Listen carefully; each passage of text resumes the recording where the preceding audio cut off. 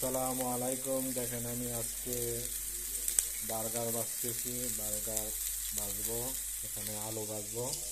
এই আলু ভাজার জন্য আমি তেলটা গরম করে নিতেছি, আলু দিয়ে নিচ্ছি। বার্গারটা আমার আস্তে আস্তে হয়ে গেছে, আমি উল্টাই নিতেছি। দিয়ে দেখেন আমার বার্গারটা আস্তে আস্তে হইতেছে। এইদিকে আমার আলুটাও হয়ে গেছে, আলু ভাজা। দেখেন আমি বার্গারটা হয়ে গেছে, আমি উঠাই নিতেছি।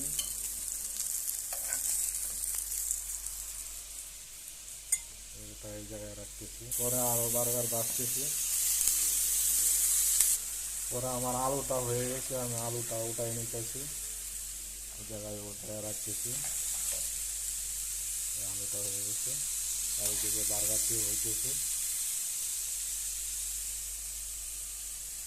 পরে আলুটি আবার ভাজে নিতেছি, এটা লেবু কালারের আলু। তো এইদিকে আমার বাকি